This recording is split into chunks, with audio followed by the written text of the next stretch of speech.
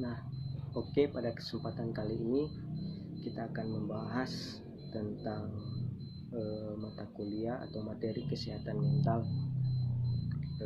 Sebelumnya saya memperkenalkan diri dulu. Nama saya Alfa Sairang, mahasiswa Universitas Negeri Manado, program studi bimbingan dan konseling semester 2. Dan di saat ini saya akan menjelaskan atau membahas tentang materi kesehatan mental dalam rangka menyelesaikan tugas mid semester yang sudah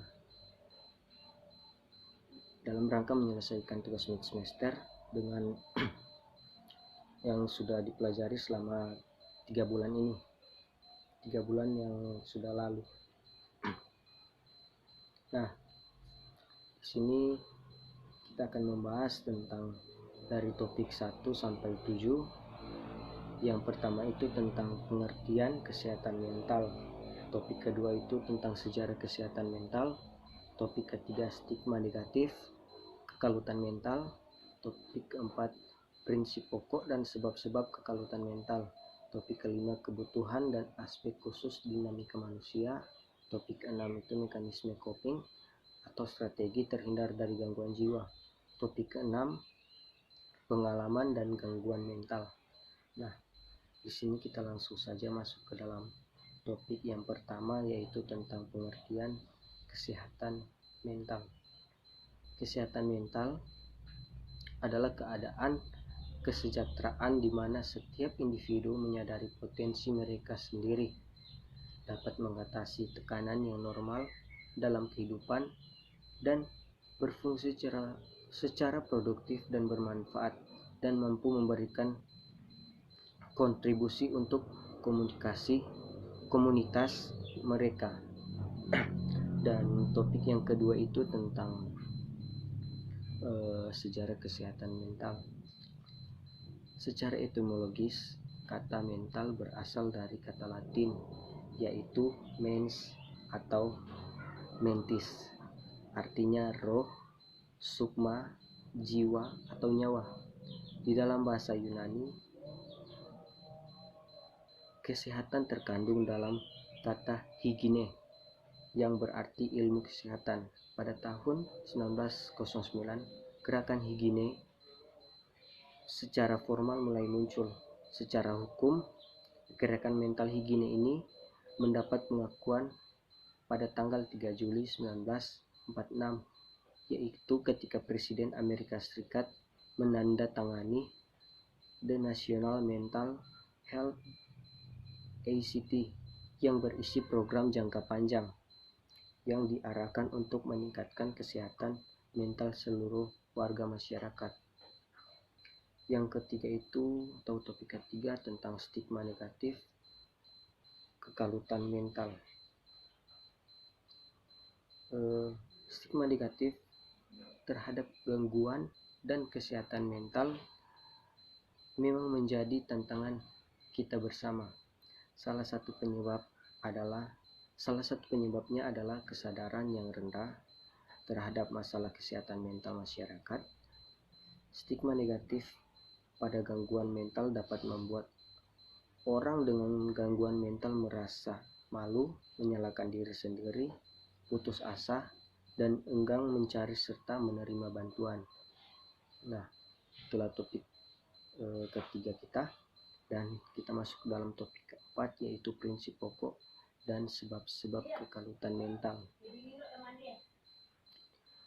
Ada beberapa prinsip pokok kesehatan mental. Yang pertama itu pemenuhan kebutuhan pokok, kedua kepuasan, ketiga posisi dan status sosial. Dan sebab-sebab kekalutan mental juga ada beberapa. Yang pertama itu terbentur pada standar-standar dan norma-norma sosial tertentu. Kedua, konflik kebudayaan. Ketiga, masa transisi Indonesia.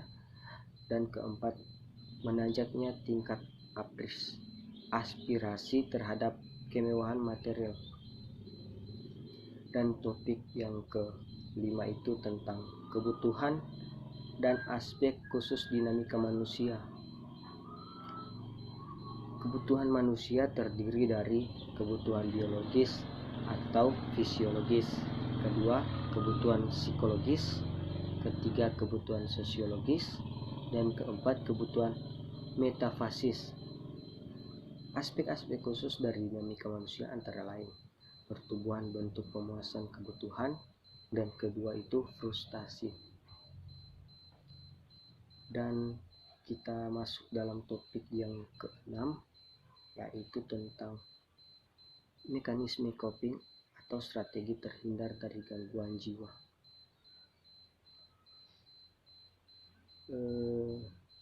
Ada dua strategi coping yang digolongkan oleh para ahli, antara lain pertama, 1.